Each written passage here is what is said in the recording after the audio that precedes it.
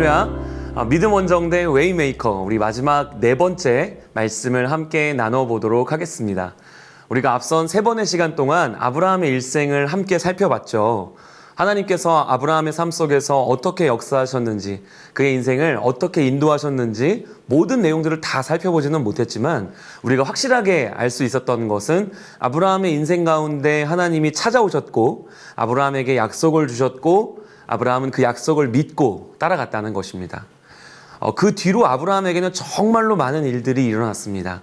정말 세계의 과로는 다 살펴보기가 역부족일 정도로 많은 일들이 있었지만 오늘 우리가 살펴볼 사과, 창세기 22장의 아브라함은요, 그 모든 우여곡절을 다 겪고 나서 이제 조금 안정된 삶을 살게 된 그런 상태입니다. 무엇보다 그 마음 가운데 가장 큰 아픔이고 두려움이었던 자식, 아들을 드디어 하나님이 주셨어요. 그리고 우리가 잘 아는 것처럼 아브라함이 100세 때, 사라가 90세 때 그 아들 이삭을 낳아서 잘 성장시킨 그런 시기였습니다. 크게 걱정거리나 문제가 없는 그런 삶을 살고 있었다는 것이죠. 그런데 바로 그때 하나님이 아브라함을 부르시는 겁니다. 아브라함아. 아브라함이 대답합니다. 네, 하나님, 저 여기 있어요. 그런데 바로 그 다음 하나님이 하시는 말씀이 너무나 충격적인 요구였습니다. 내 아들, 너의 그 하나밖에 없는 아들, 내가 사랑하는 독자 이삭을 나에게 제물로 바쳐라. 세상에 이렇게 잔인한 하나님이 어디에 있어요? 차라리 아들을 위해서 내가 죽으면 죽었지 어떻게 내 손으로 아들을 죽이라고 하실 수가 있어요. 그것도 그냥 죽이는 게 아니고 죽여서 제물로 각을 뜨고 불로 태워서 바치라니, 세상에 어느 아버지가 그렇게 할 수 있을까요? 이 하나님의 요구는 너무 비인격적이고 비상식적이고 정말 납득하기 힘든 요구입니다. 여러분, 이때 아브라함은 하나님께 따질 수 있지 않았을까요? 아니, 하나님, 별과 같이 많은 자손을 주시겠다고 할 때는 언제고 겨우 이제 아들 하나 이삭 낳았는데 그 아들을 도로 하나님께 바치라고요? 저한테 거짓말 하신 건가요, 그럼? 우리 약속은 어떻게 되는 거예요? 이것저것 따져 물어볼 수 있었을 텐데 성경에는 아브라함이 따져 물었다는 내용이 없어요. 따져 묻지 않은 것이 아니라 아예 아브라함은 아무런 말을 하지 않았습니다. 이삭을 바치라 라고 하는 하나님의 명령 바로 뒤에 나오는 3절 말씀은 이렇게 시작합니다. 우리 3절 말씀 함께 볼까요?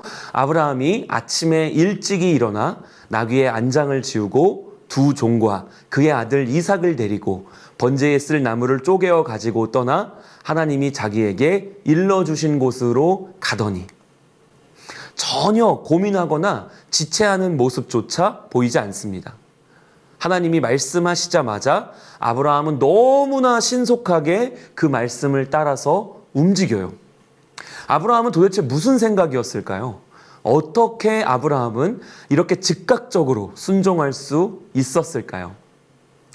여러분, 아브라함에게 있어 하나님은 완전히 완벽하게 신실하신 분이었기 때문입니다.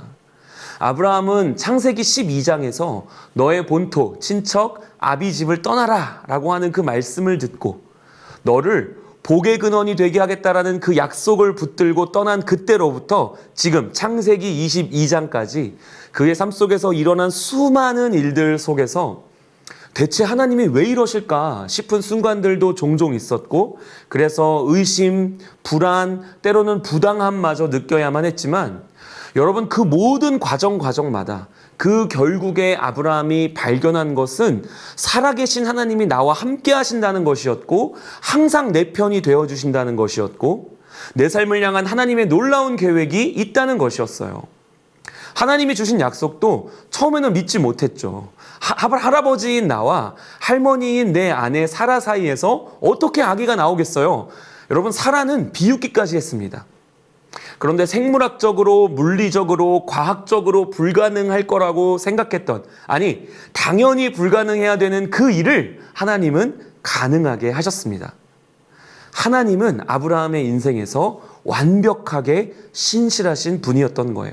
그리고 그 하나님을 아브라함은 선명하게 경험해 왔던 것입니다.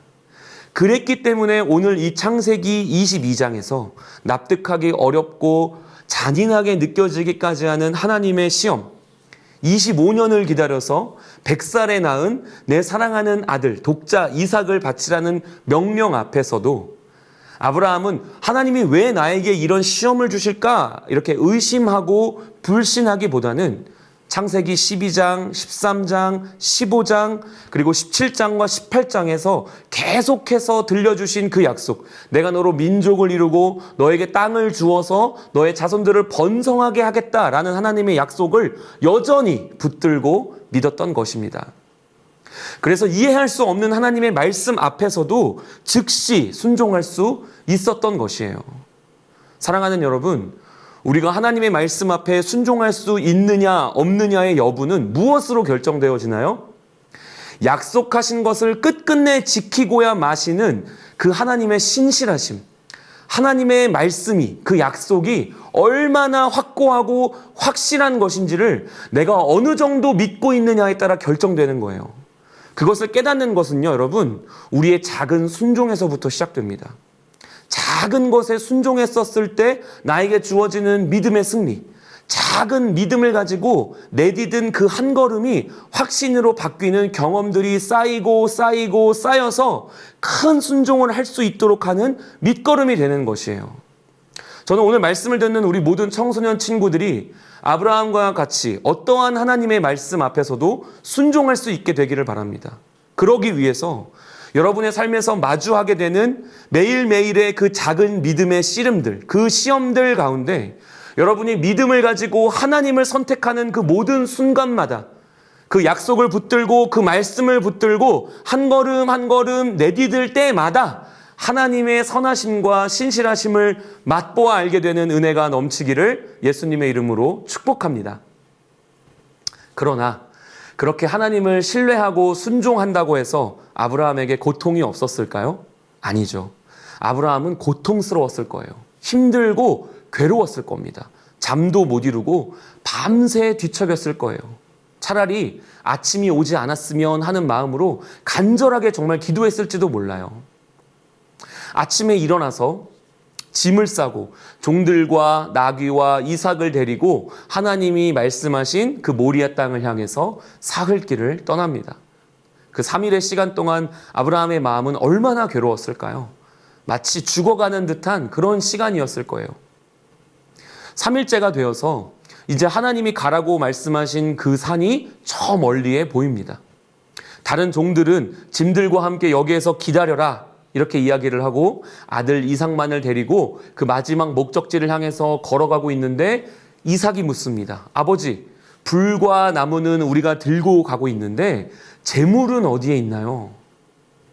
재물은 하나님이 예비해 놓으셨을 거야 라고 대답은 했지만 아마 아브라함의 마음은 찢어질 듯이 아팠을 겁니다. 제가 아브라함이었다면 아마 저는 거기서 이삭을 끌어안고 주저앉아서 엉엉 울었을 것 같아요. 너무 고통스럽고 괴로워서 못 견뎠을 것 같아요. 아브라함이 그 아들 이삭을 데리고 마침내 하나님이 명령하신 곳에 도착했습니다. 그리고 거기에서 하나님께 제사드릴 준비를 하죠. 제단을 쌓고 나무를 깔고 그리고는 그 아들 이삭을 꽁꽁 묶기 시작합니다. 그리고 그 제단 나무 위에 눕혔어요. 그리고 그 아들을 제물로 바치기 위해서 칼을 높이 든 바로 그때 하나님의 사자가 나타납니다. 아브라함아, 아브라함아 다급하게 부르시고는 그 사자를 통해 하나님이 말씀하시기를 내가 이제야 네가 나를 경외하는 줄 알았다. 그리고 이삭에게 손을 대지 말라. 아무 일도 하지 말라 라고 말씀하셨어요. 여러분, 우리는 이 장면에서 무엇을 알 수 있습니까? 하나님은요, 처음부터 이삭의 목숨을 원하신 게 아니었던 거예요. 하나님은 처음부터 아브라함의 순종을 원하셨던 거죠. 도대체 왜요? 정말로 그냥 순종을 보시고자 했다면 다른 여러 가지 방법들이 있었을 텐데 도대체 뭘 보여주시려고 3일길이나 되는 이 먼 곳까지 오게 하셔서 아들 이삭을 죽이기 직전까지의 상황으로 아브라함을 몰고 가셨을까요? 여러분, 이 장면을 통해서 하나님이 우리에게 보여주고자 하시는 것이 있기 때문인 겁니다. 하나밖에 없는 사랑하는 아들을 죽임으로써 자신에게 있는 사랑을 드러내야 하는 그 무게가, 그 고통이 아브라함아 멈춰라, 이제 됐다, 이삭에게 손대지 말아라 하는 그 순간 아브라함으로부터 떠나서 하나님께로 옮겨진 것이에요. 여러분, 아브라함은 하나님의 멈추라는 이 말 한마디로 그 시간까지 그를 짓누르고 있던 모든 괴로움에서 해방되었을 겁니다. 그러나 하나님의 고통은 바로 그때부터 시작되었을 거예요. 내 사랑하는 아들, 하나밖에 없는 네 아들을 바쳐라. 그 말을 들었을 때에 아브라함이 느껴야 했던 그 마음의 고통, 그 마음의 고통은 하나님이 예수님을 통해서 우리를 구원하시려고 마음먹으셨을 때 느끼셨던 그 고통과 똑같은 것 아니겠어요? 아브라함이 칼을 들어 이삭을 내리치려고 했을 때 그 아들의 눈빛을 외면한 채로 그 아버지가 흘렸을 그 괴로움의 눈물은 예수님이 십자가에 못 박히신 채로 나의 하나님 어찌하여 나를 버리시나이까 부르짖을 때 가만히 침묵하고 계셔야만 했던 하나님의 눈물과 똑같은 것이죠. 여러분, 이 사건은 우리에게 예수님을 보여주는 사건입니다.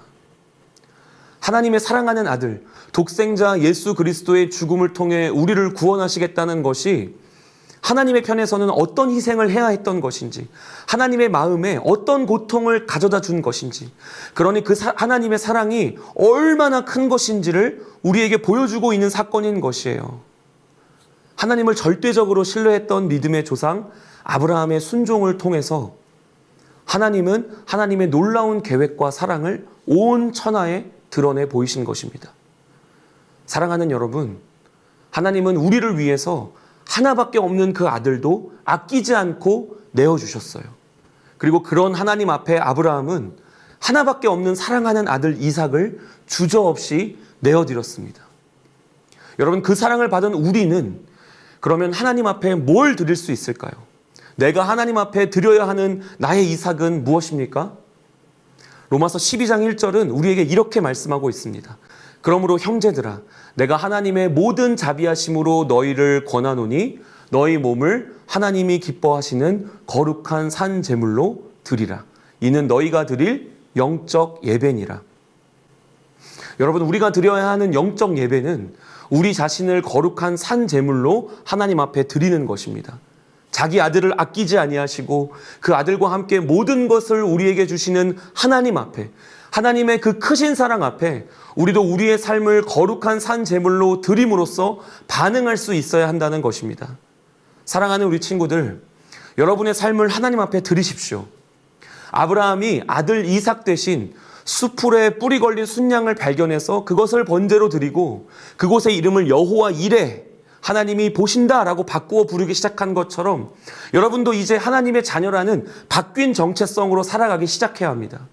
하나님의 말씀에 담긴 약속을 붙들고 하나님의 선하심과 신실하심을 신뢰하면서 여러분의 비전을 하나님 앞에 드리고 여러분의 중심을 하나님 앞에 드리고 여러분의 미래를 하나님 앞에 드리면 아브라함의 인생 가운데 길을 내시며 그를 가장 선한 길로 인도하셨던 하나님께서 저와 여러분 한 사람 한 사람의 삶도 인도해 가실 줄로 믿습니다. 사랑하는 우리 친구들, 우리가 잘 아는 로마서 8장 38절 말씀처럼 그 하나님의 사랑이 우리를 붙들고 가시는 한은 우리 앞에 어떤 장애물과 어떤 어려움이 놓여 있다고 해도 우리는 절대 실패하거나 망하지 않아요. 그 사랑으로 인해서 우리는 넉넉히 이길 것입니다. 이 약속의 말씀을 믿음으로 붙들고 웨이메이커, 여러분의 인생 가운데 길을 만들어 가실 하나님의 놀라운 역사를 많은 이들에게 간증하게 되는 우리 친구들이 되시기를 주님의 이름으로 축원합니다. 우리 말씀을 기억하면서 함께 기도할까요?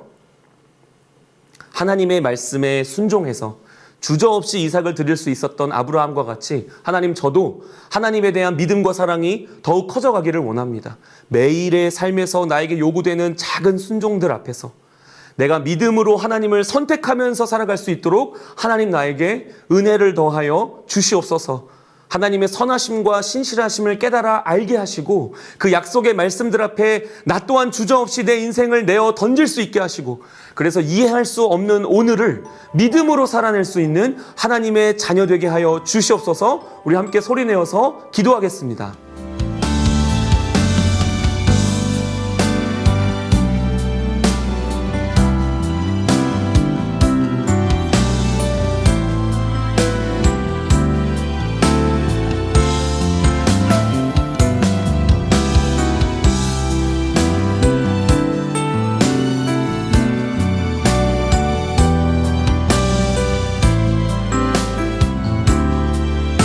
살아계신 아버지 하나님, 아브라함의 일생을 통해서 사방이 막힌 것 같은 그 아브라함의 인생 가운데 길을 내시며 그의 인생을 인도하셨던 하나님의 선하심과 신실하심을 깨달아 알게 하시니 감사합니다. 하나님, 그 하나님 앞에 우리도 우리의 인생을 내어 던져 믿음으로 그 하나님이 인도하시는 길로 따라 걸어가며 하나님의 약속을 붙들고 승리하게 하실 그 하나님을 바라보며 살아갈 수 있는 우리 사랑하는 모든 청소년 친구들 되게 하여 주시옵소서.